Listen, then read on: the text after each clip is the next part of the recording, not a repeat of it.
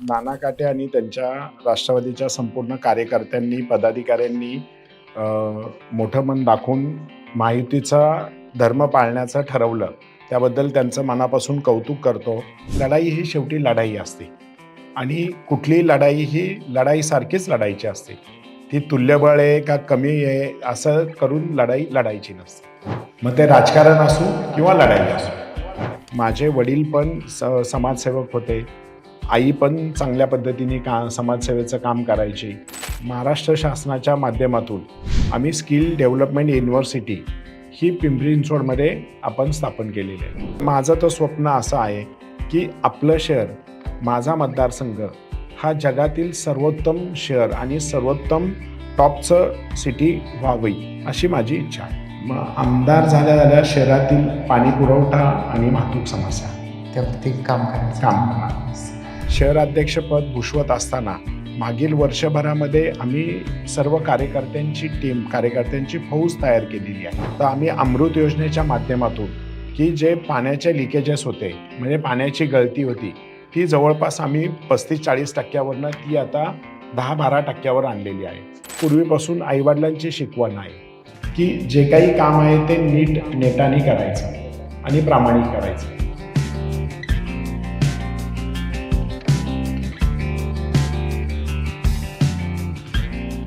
नमस्कार. जत्रा लोकशाहीची चर्चा विधानसभेची या निवडणूकविषयक स्पेशल सेगमेंटमध्ये आपल्या सगळ्यांचं स्वागत. विशेष भारी टीमच्या वतीने संपूर्ण महाराष्ट्रात फिरून निवडणूक काळामध्ये मागील 5 वर्षाचा आढावा घेतला जातो. यामध्ये सामान्य नागरिकांशी चर्चा केली जाते, पत्रकारांशीही चर्चा केली जाते आणि इच्छुक उमेदवारांच्या मुलाखती घेतल्या जातात. याच मुलाखती घेताना आपण लोकांच्या मनाचा कानोसा घेत असतो. मागील 5 वर्षात लोकांना त्यांच्या कोणत्या गोष्टी आवडल्या, उमेदवारांची पुढची स्ट्रॅटेजी काय, या सगळ्याचा आढावा आपल्याला या मुलाखतीमध्ये घेता येतो. आज आपण महत्त्वाच्या अशा चिंचवड विधानसभा मतदारसंघात आलो आहोत.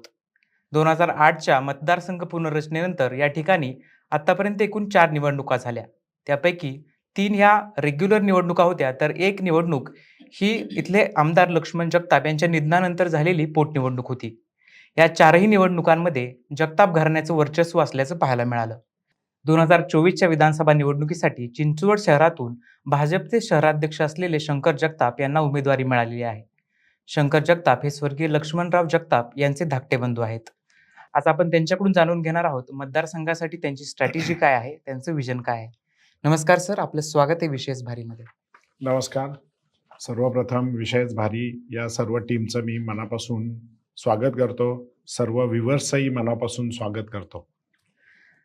सर, तुम्हाला पहिला प्रश्न हा विचारायला आवडेल की 1-2 आठवड्यांवरती आता निवडणूक आलेली आहे.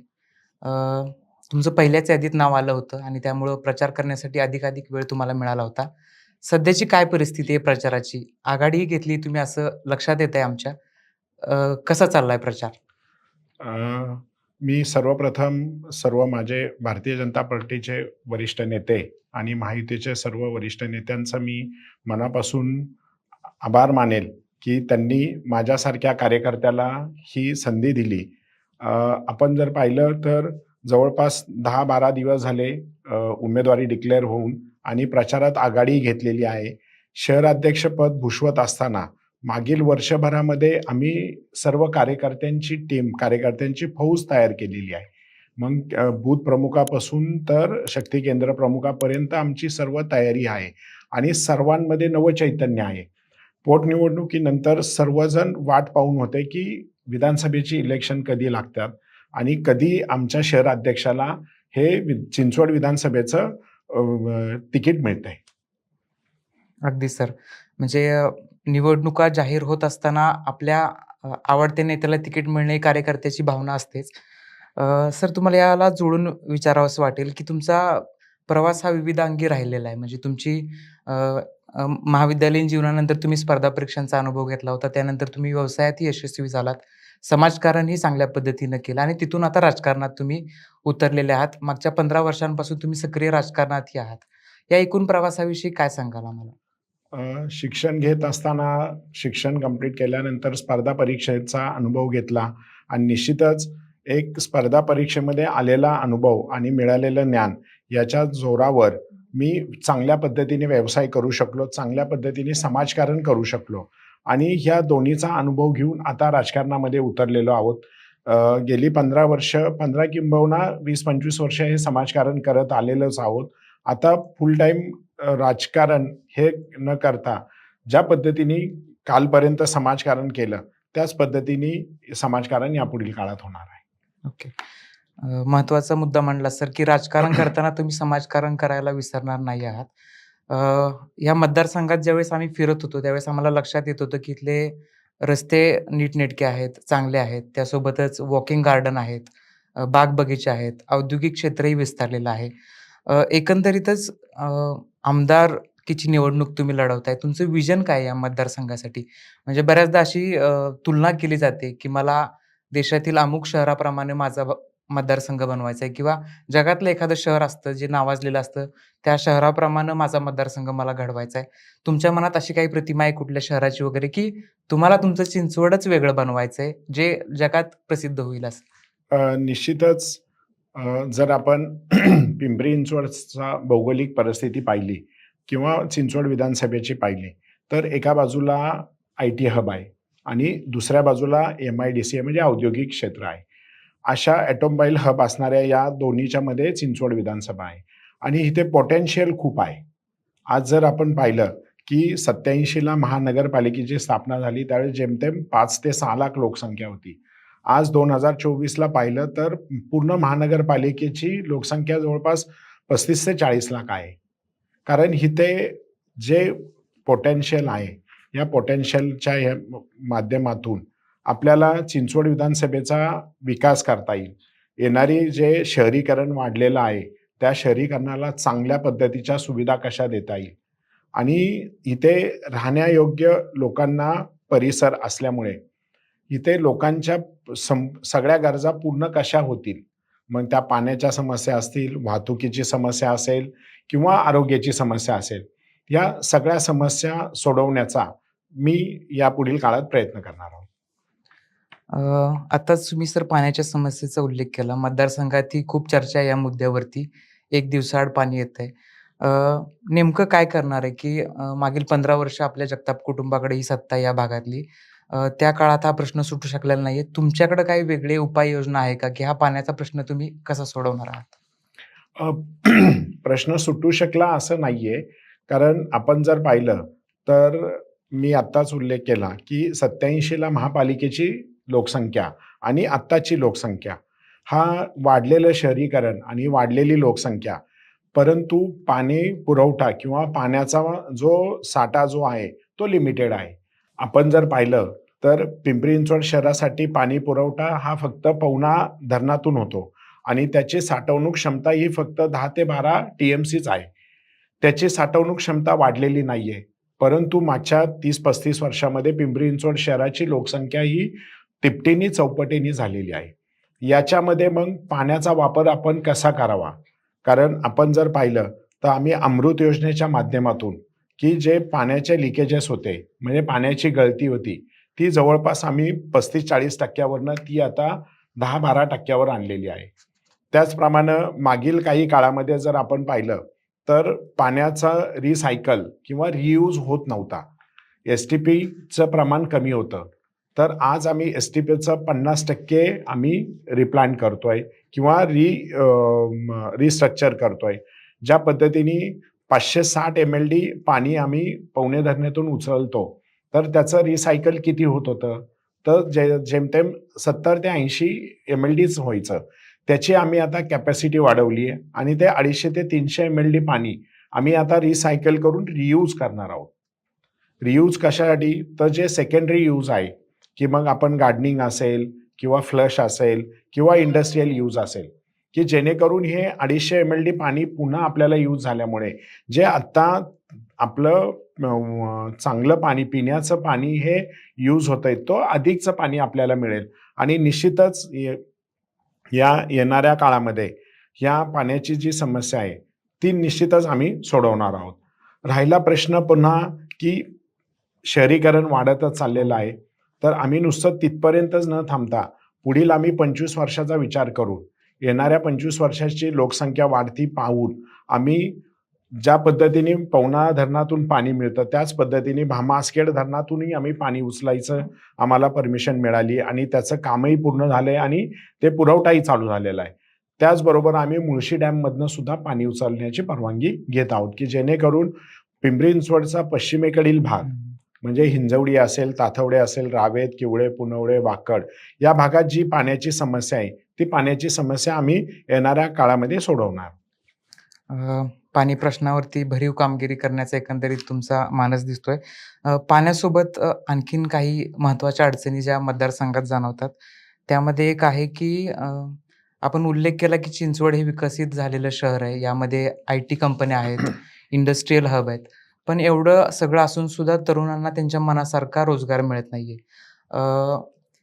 तुम्ही जो उल्लेख केला की शहरीकरण वाढलेलं आहे, लोकसंख्या अधिकाधिक वेगवेगळ्या भागातून चिंचवडमध्ये येते. हे त्यामागचं एक मुख्य कारण आहे का? की मुलांच्या कौशल्यासाठी ज्या काही उपाययोजना कराव्या लागतात, त्यामध्ये कुठं आपण कमी पडतोय असं तुम्हाला वाटतंय?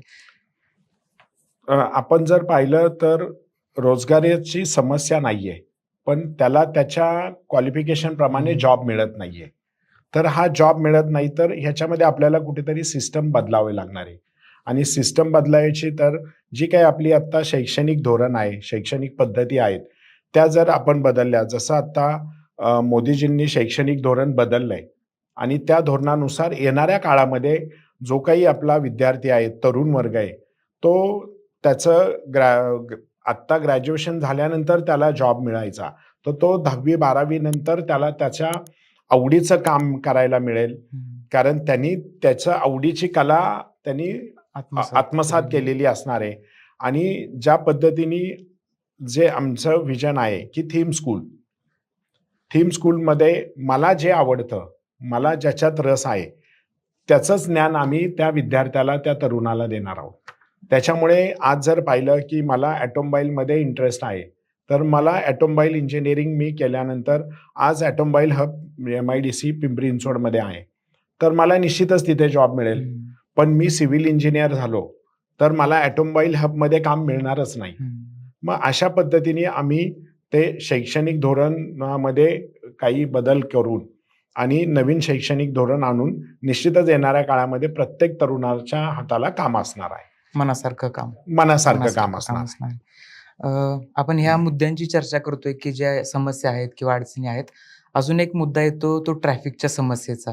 ह्या ट्रॅफिकच्या समस्येवरती काय तुम्ही विचार केलाय की कसं ह्याला टॅकल करणार आहात? कसा हा प्रश्न सोडवणार आहात? ट्रॅफिकचा प्रश्न हा आपला पिंपरी चिंचवडमध्येच नव्हे, तर बऱ्यापैकी आपण जर पाहिलं जिथे-जिथे शहरीकरण हे झपाट्याने वाढलेलं आहे, अशा अनेक शहरं आहेत, की तिथे ट्रॅफिकचा हा समस्या आहेत. निश्चितच सगळीकडे सारखे नाहीयेत. पण पिंपरी चिंचवडचं जर पाहिलं आपण, तर मगाशी बोलल्याप्रमाणे IT हब असेल, ऑटोमोबाईल हब असेल, यामुळे इथे नागरीकरण करण्याचं प्रमाण जे आपण रेशो म्हणतो, तो एकदम हाय आहे. आणि तो हाय असल्यामुळे इथे लोकसंख्या प्रचंड प्रमाणात वाढली. त्याचप्रमाणे लोकसंख्या वाढल्यामुळे इथे ऑटोमोबाईल हब हा इथे होम पिच आहे. म्हणजे इथेच प्रोडक्शन होतं. मग बजाज असेल, टाटा असेल, Volkswagen असेल, Mercedes असेल, अशा अनेक कंपन्या आपल्या या भागात आहेत. त्यामुळे प्रत्येकाकडे 4 व्हीलर आहे. आणि 4 व्हीलर असल्यामुळे वाढती लोकसंख्या आणि जे काही लिमिटेड रस्ते आहेत, की प्रोपोर्शनेट जे काही लोकसंख्याप्रमाणे किंवा वाहनांच्या संख्येप्रमाणे असणाऱ्या रस्त्यांची लांबी आणि रुंदी असायला पाहिजे, ती नाहीये. आणि येणाऱ्या काळामध्ये आम्ही निश्चितच त्याच्यावर बदल केलेला आहे. आणि 2020ला जे काही पिंपरी चिंचवड शहराचा डेव्हलपमेंट प्लॅन रिवाईज होणार आहे, त्या रिवाईजमध्ये आम्ही ring road, internal ring road घेतलेले आहेत. नदी सुधारच्या माध्यमातून वॉटर ट्रान्सपोर्ट आम्ही चालू करणार आहोत. मेट्रोचं विस्तारीकरण आम्ही पुन्हा वाढवलंय. अशा अनेक उपाययोजना करून येणाऱ्या काळामध्ये निश्चितच ट्रॅफिकवरची समस्या आम्ही कमी करणार आहोत. अगदी सर. यापुढचा जरा महत्त्वाचा असा प्रश्न आहे. आपण थोडं समस्यांवरती बोललो, मतदारसंघातल्या चॅलेंजेसवरती बोललो. आता थोडंसं राजकीय अंगानं प्रश्न विचारायला मला आवडेल, की या मतदारसंघामध्ये मागील ज्या 3 निवडणुका झाल्या, त्यातल्या एका निवडणुकीत आपल्या बंधूंना श्रीरंग बारणेंचा सामना करावा लागला होता आणि त्यांना पराभूतही केलं होतं. त्यानंतर जे आपले पारंपरिक प्रतिस्पर्धी राहिलेले आहेत, ते राहुल कलाटे आहेत आणि नाना काटे हे सुद्धा आहेत, ज्यांनी गेल्या पोटनिवडणूक लढली होती. तर ह्या पारंपरिक प्रतिस्पर्ध्यांकडे तुम्ही कसं बघताय? नाना काटेंनी जो फॉर्म भरला होता अपक्ष म्हणून तो माघारी घेतला आणि तुमच्यासोबतच ते प्रेसला सामोरे गेले होते. ते तुमच्या सोबत आलेले आहेत. त्यांचा सपोर्ट किती दिलासा देणारा होता तुम्हाला आणि राहुल कलाटेंच्या आव्हानाकडे तुम्ही कसं बघताय? अ, निश्चितच नाना काटे आणि त्यांच्या राष्ट्रवादीच्या संपूर्ण कार्यकर्त्यांनी, पदाधिकाऱ्यांनी अ, मोठं मन दाखवून महायुतीचा धर्म पाळण्याचं ठरवलं. त्याबद्दल त्यांचं मनापासून कौतुक करतो आणि राहिला प्रश्न लढाईचा किंवा प्रतिस्पर्धेचा किंवा तुल्यबळ आहे की नाही, लढाई ही शेवटी लढाई असते आणि कुठलीही लढाई ही लढाईसारखीच लढायची असते. ती तुल्यबळ आहे का कमी आहे असं करून लढाई लढायची नसते. मग ते राजकारण असो किंवा लढाई असो. तुम्ही प्रतिस्पर्ध्याला कमी लेखत नाहीये या अर्थी. अ, लढाई शेवटी लढाईच लढाईच असते. आहे, हो. लढावं लागेल. एक प्रश्न आहे, तुम्ही वेगवेगळ्या जबाबदाऱ्या आतापर्यंत पार पाडल्या. तुमची एकूण राजकीय वाटचाल जर आपण पाहिली तर तुम्ही आधी नगरसेवक होतात. लक्ष्मण भाऊंसाठी तुम्ही निवडणूक प्रमुख म्हणूनही काम पाहिलं आणि त्यानंतर भाजपचं पिंपरी चिंचवड शहराचं अध्यक्षपदी तुमच्याकडे मिळालं. ह्या सगळ्या जबाबदाऱ्या पार पाडल्यानंतर आता तुमची वाटचाल आमदारकीकडे सुरू झालेली आहे. तुम्ही चांगल्या पद्धतीनं प्रचारही करताय. हे जबाबदाऱ्या वाढणाऱ्या आहेत त्याची जाणीवसुद्धा तुम्हाला आहे. कसं बघता या एकूण सगळ्या प्रवासाकडं? काय जबाबदाऱ्या बदलत गेल्या आणि आता कुठल्या जबाबदाऱ्या स्वीकाराव्या लागू शकतील असं वाटतंय तुम्हाला? जबाबदाऱ्याच्या बाबत बोलायचं झालं तर आपण एक जेव्हा कुटुंबातील सदस्य असतो, तर सदस्य असताना जबाबदाऱ्या कमी असतात. मग ऑप्शनल असतो, की त्याला एक जबाबदारी असते आणि ज्यात नंतर कुटुंबाचा प्रमुख झाल्यानंतर जी जबाबदारी असते, की आता सर्वांगीण विकास करायचा आहे. सर्व घटकांपर्यंत तुमचं लक्ष असलं पाहिजे. सर्व गोष्टींची तुम्हाला माहिती आणि सर्व गोष्टीपर्यंत पोहोचणं, हे तुमची नैतिक जबाबदारी झालेली आहे. त्याच्यामुळे एक कुटुंबातील सदस्य आणि कुटुंब प्रमुख हे जे 2 गोष्टी ज्या आपण कंपॅरिझन डिफरन्स करतो, त्यामधला आहे. हो. त्याच पद्धतीने आता झालेला आहे. जबाबदारी वाढली कुटुंब प्रमुख म्हणून. येस. तुम्ही उल्लेख केला सर समाजकारणाच्या बाबतीतला. मतदारसंघातील अनेक नागरिक आम्हाला सांगत होते, की शंकर भाऊंनी आम्हाला वैद्यकीय मदत मिळवून देण्यात मोठं त्यांचा वाटा राहिलेला आहे. ते कोरोना काळात असू दे किंवा इतर वेळी सुद्धा. तर ह्या मदतीविषयी काय सांगाल? वेगळं तुम्ही काहीतरी काम उभं केलेलं आहे. इतर मतदारसंघात असं ऐकायला मिळालं नव्हतं आम्हाला. पण तुम्ही वैद्यकीय गरज लोकांची जाणली आणि त्यासाठी काम केलं. याविषयी थोडक्यात सांगाल? कशा पद्धतीने हे काम केलं तुम्ही? निश्चितच मी स्वतःला भाग्यवान समजतो, की तुमच्यापर्यंत आम्ही केलेल्या कामाचं रिपोर्टिंग येतंय. कुठल्याही व्यक्तीला, की त्यांनी केलेल्या चांगल्या कामाची शाबासकीची थाप मिळाली, तर त्याला आणखीन काम करायला ऊर्जा मिळत असते. त्याच पद्धतीने आम्ही सर्व कुटुंब असेल किंवा कार्यकर्ते असेल, आम्ही वेगवेगळ्या स्तरावर काम करत असतो. फक्त आरोग्याच्याच नव्हे, तर रोजगार निर्मिती असेल किंवा व्यवसाय असेल किंवा शेती असेल, सर्व गोष्टींवर आम्ही काम करत असतो. परंतु आरोग्याच्या समस्या आजकाल जास्त वाढलेल्या आहेत आणि आरोग्य समस्या वाढल्यामुळे त्या जास्त लोकांपर्यंत म्हणजे लोकांना आरोग्याच्या समस्या जाणवत असल्यामुळे, ते जास्त प्रमाण असल्यामुळे ती जास्त लोकं आमच्याकडे येतात. आणि हे आत्ताच नव्हे, तर पूर्वीपासून म्हणजे माझे वडील पण समाजसेवक होते. आई पण चांगल्या पद्धतीने समाजसेवेचं काम करायची. मोठे बंधू तर समाजसेवक म्हणजे राजकारण आणि समाजकारण हे दोन्ही करायचे. त्यांच्यापासून ही पद्धत चालू झालेली आहे आणि तो वारसा आम्हाला त्यांच्याकडनं मिळालेला आहे. त्यामुळे आरोग्याची सेवा असेल किंवा इतर कुठल्या समाजसेवेचं व्रत असेल, काम असेल, ते आणि पूर्वीपासून आई-वडिलांची शिकवण आहे, की जे काही काम आहे ते नेटाने करायचं आणि प्रामाणिक करायचं. त्या पद्धतीने प्रत्येकाला मदत करणं, मग ते आरोग्याचं असू द्या, शैक्षणिक असू द्या किंवा नोकरीमधील असू द्या. हे आम्हाला ते वारसा आम्हाला त्यांच्याकडनं मिळालेला आहे आणि तो आम्ही नेटाने पुढे चालवत आहोत. अगदी. या समाजसेवेचा जो तुम्ही उल्लेख केला, त्यावरती एक महत्त्वाचा प्रश्न असा आहे, की तुमचं व्हिजन काय आहे मतदारसंघासाठीचं? आत्तापर्यंत आपण समस्यांवरती बोललो, आव्हानांवरती बोललो, तुमच्या समाजसेवेवरतीही बोललो. या सगळ्याचा एकूणात जर आपण सार करायला गेलं तर त्याचं एक व्हिजन तयार होतं मतदारसंघासाठीचं. तर तुम्ही काय सांगाल चिंचवड विधानसभा मतदारसंघासाठी तुमचं व्हिजन काय आहे? विजन तसं पाहिलं तर विजन हा कारण आत्ता वाढलेलं शहरीकरण आणि वाढलेलं औद्योगिकरण, वाढलेली लोकसंख्या या सगळ्या गोष्टी जर पाहिलं तर या सगळ्यांचा ताळमेळ साधणं हे गरजेचं आहे. आज जर आपण पाहिलं की ट्रॅफिकचा प्रश्न आहे, तर ट्रॅफिकचा प्रश्न सोडवण्यासाठी आपण 2020 मध्ये जो महापालिकेचा डी-पी प्लॅन आहे, तो आता रिवाईज होत असताना आम्ही त्याच्यामध्ये इंटरनल रिंग रोड मगाशी बोलल्याप्रमाणे नदी सुधार प्रकल्प हा रावेत टू दापोडी आणि दापोडी ते हिंजवडी अशा पद्धतीने नदी सुधार प्रकल्पाचं उद्घाटन झालेलं आहे. त्याचबरोबर आम्ही रिव्हर फ्रंट डेव्हलपमेंट करत असताना 30 मीटरचा रिंग रोड करत आहोत, की जेणेकरून आजचा पर्यायी रस्ता म्हणजे आज हिंजवडीच्या माणसाला रावेतला जायचं म्हटलं तर तो वॉटर ट्रान्सपोर्टनेही जाऊ शकतो आणि बाय रोडही जाऊ शकतो.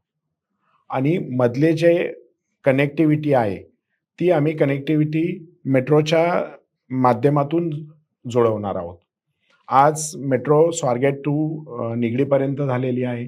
ती उद्या निगडी टू देवरोड, देवरोड ते वाकड आणि वाकड टू पुन्हा चाकण असं आम्ही मेट्रोचं विस्तारीकरण करणार आहोत. त्याच्यामुळे प्रत्येकाची कनेक्टिव्हिटी म्हणजे व्हर्टिकली आणि हॉरिझॉन्टली ही कनेक्टिव्हिटी झाल्यामुळे निश्चितच ट्रॅफिकवरचा ताण कमी होणार आहे. ट्रॅफिकवरचा ताण कमी झाला की माणसाचं स्वास्थ्य चांगलं राहील, प्रदूषण कमी होईल, कार्बन फुटप्रिंट कमी होतील आणि कार्बन फुटप्रिंट कमी झाल्यामुळे आरोग्यावर जे काही आजकाल आरोग्याच्या ज्या समस्या आहेत, त्याच्यासाठी मग आपला दवाखानासारखे असतील काही उपाययोजना असतील किंवा जेनेरिक औषधं असतील. जेनेरिक औषधं आणि अल्पदरामध्ये लोकांना चांगल्या पद्धतीची औषधं मिळावी याचाही आम्ही या पुढील काळामध्ये त्याचा प्लॅन केलेला आहे. मुलांसाठी शिक्षण, कारण शिक्षणाचं आपण जर पाहिलं तर RTE सारख्या ठिकाणी सुद्धा 20 आणि 25% हे मुलांना की जे RTEमध्ये ॲडमिशन मिळतात, त्याचा टक्का पुढे कसा वाढवता येईल आणि सर्वसामान्य कुटुंबातील मुलाला CBSE सारखे IB बोर्ड सारख्या स्कूलमध्ये सुद्धा शिक्षण घेता येईल. त्याचबरोबर थीम स्कूलची आम्ही एक संकल्पना राबवत आहोत. थीम स्कूलच्या माध्यमातून ज्या विद्यार्थ्याला ज्या गोष्टीमध्ये आवड आहे, ज्या शिक्षणामध्ये आवड आहे, तेच शिक्षण त्याला त्या स्कूलमध्ये दिलं जाईल. एखाद्या विद्यार्थ्याला क्रीडामध्ये आवड असेल तर त्याला पूर्ण स्पोर्ट्सचंच डेव्हलपमेंट, स्पोर्ट्सचीच ॲक्टिव्हिटी, स्पोर्ट्सच एज्युकेशन देणार, जेणेकरून पुढे जाऊन तो आपल्या देशासाठी आणि ऑलिम्पिक मध्ये भाग घेईल. त्याच पद्धतीनं एखाद्याला कलेमध्ये आवड असेल तर त्याला कलेचं पूर्ण ज्ञान, आम्ही कलेचे पूर्ण शिक्षण त्या स्कूलमध्ये देणार. एखाद्याला सायंटिस्ट व्हायचं आहे, एखादा विद्यार्थी सायंटिस्ट व्हायचा तर त्याला सायंटिस्ट म्हणजे सायन्स आणि टेक्नॉलॉजीवरच त्याला आम्ही एज्युकेशन देणार, की जेणेकरून उद्याचं इस्रोमध्ये त्याचं सिलेक्शन होईल. इस्रोमध्ये तो एक सायंटिस्ट म्हणून भारतासाठी तो सेवा करेल. अशा पद्धतीचं एज्युकेशनचं आमचं विजन आहे. पाण्याच्या बाबत मी तुम्हाला मगाशी सांगितलं की असणारा पाणी पुरवठा, असणारा पाण्याची साठा तो जास्तीत जास्त कसा उपयोगात आणता येईल आणि रिसायकल करून रियूज कसं करता येईल आणि त्याचबरोबर रेन वॉटर हार्वेस्टिंग असेल किंवा नॅचरल पद्धतीने जे काही पाण्याची साठवणूक केली जायची ती आपण प्रत्येक सोसायटीमध्ये रेन वॉटर हार्वेस्टिंग करून बोर घेऊन ते पाणी तिथेच आपल्याला जिरवायचं आहे, की जेणेकरून आपल्या इथल्या पाण्याचा ग्राउंड लेवल जी आहे ती कशी वाढवता येईल. त्याच पद्धतीने शिक्षण झालं. स्त्रियांच्या बाबत जर आपण पाहिलं तर स्त्री आपली ही सक्षम झाली पाहिजे. तर ती नुसती सक्षम नव्हे तर ती आर्थिक सक्षम झाली पाहिजे. त्याच्यासाठी मग तिने स्वतःनी केलेलं जे काही उद्योग व्यवसाय असेल त्याला मदत करणे आणि उद्योग व्यवसायामधनं जे काही उत्पादकता म्हणजे प्रॉडक्ट तयार होत आहे त्या प्रॉडक्टला चांगलं बाजारपेठ देण्याचं काम हे आम्ही येणाऱ्या काळामध्ये करणार आहोत. आत्तापर्यंत त्या महिलेला फक्त प्रशिक्षण दिलं जायचं. प्रशिक्षण देऊन छोटे-मोठे व्यवसाय चालू करायला तिला मदत व्हायची. ह्याचं प्रमाण आम्ही वाढवणार आहोत. याच धर्तीवर आपण जर पाहिलं तर महाराष्ट्र शासनाच्या माध्यमातून आम्ही स्किल डेव्हलपमेंट युनिव्हर्सिटी ही पिंपरी चिंचवडमध्ये आपण स्थापन केलेली आहे. त्याच्या माध्यमातून महिलांना असेल किंवा इतर विद्यार्थ्यांना असेल, त्या माध्यमातून आम्ही शिक्षण देणार आहोत. अशा पद्धतीने बहुआयामी आम्ही विचार केलेला आहे आणि या विचारातून माझं शहर हे तुम्ही मगाशी जसं म्हटला, की प्रत्येक शहराची इच्छा असते किंवा शहरातील लोकांची इच्छा असते, की माझं शहर या शहरासारखं व्हावं. तर माझं तर स्वप्न असं आहे, की आपलं शहर, माझा मतदारसंघ हा जगातील सर्वोत्तम शहर आणि सर्वोत्तम टॉपचं सिटी व्हावी, अशी माझी इच्छा आहे. अगदी चांगलं विजन तुम्ही आता मांडलत सर. म्हणजे अ, पर्यावरणपूरकता आहे यात, आरोग्याचा विचार आहे, शिक्षणाचा विचार आहे, महिला सक्षमीकरणाचा विचार आहे आणि कदाचित लोकांनाही तुम्ही जे मुद्दे मांडताय ते भावतील, पटतील अशी आशा आपण या निमित्ताने व्यक्त करूयात. आत्ता सर मागच्या काही महिन्यांमध्ये अ, महिलांना प्रोत्साहन देणारी एक लाडकी बहीण योजना आली होती. आपल्या मतदारसंघात कशा पद्धतीने त्याचं इम्प्लिमेंटेशन झालं आणि तुम्हाला वाटतंय का, की या ठिकाणी ती योजना तुमच्यासाठी थोडी गेम चेंजर ठरू शकते? निश्चितच मुख्यमंत्री माझी लाडकी बहीण, कारण आज जर आपण पाहिलं, की एक सर्वसामान्य माझी भगिनी, की जिचा हातावर पोट आहे, तिला जेमतेम 5,000-7,000 रुपये महिन्याचा पगार आहे. तिच्यासाठी ₹1,500 ही खूप मोठी अमाउंट आहे. आणि ती आज तुम्ही म्हटलात, की गेम चेंजर आहात का? कारण आम्ही आत्ता प्रचार करत असताना मला 2 महिला भेटल्या, की त्या महिलांनी उदाहरणासह सांगितलं, अ, की तिला जे ₹4,500 मिळाले होते, 3 महिन्याचा एकदम हप्ता मिळाला होता. तर तिने ते छोट्या व्यवसायामध्ये गुंतवणूक केली होती आणि तिने एकटीने नव्हे, तर तिच्या घरातील 3 व्यक्ती होत्या.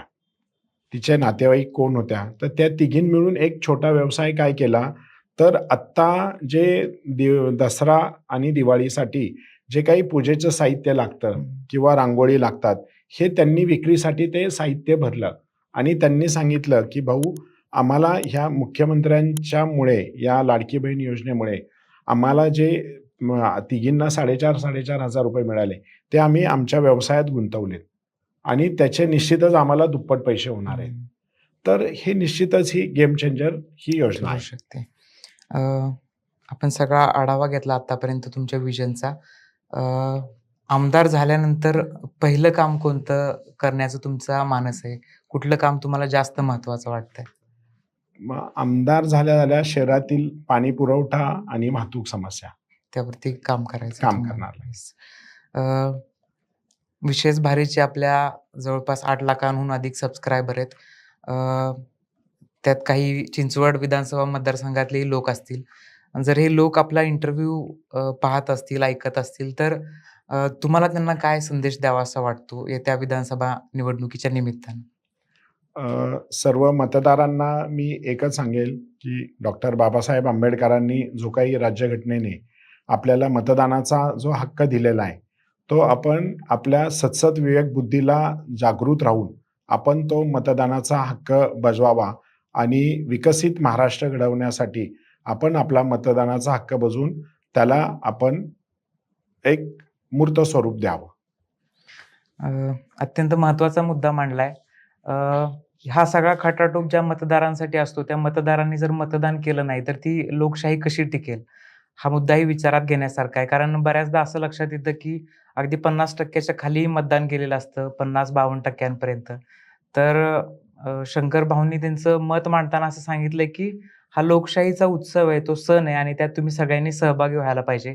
मतदारांसाठी हे नम्र आवाहन असेल, की सगळ्यांनी 20 तारखेला जे मतदान पार पडणार आहे, त्यामध्ये सहभाग घ्यायचा आहे. मुलाखतीच्या शेवटाकडे येताना आपण 5 ते 6 रॅपिड फायर प्रश्न विचारणार आहोत. एका शब्दात उत्तर द्यावं अशी अपेक्षा असेल. आवडतं पुस्तक, छत्रपती शिवाजी महाराजांवरील सर्व पुस्तके. आवडता नेता, मान्य देवेंद्रजी फडणवीस साहेब.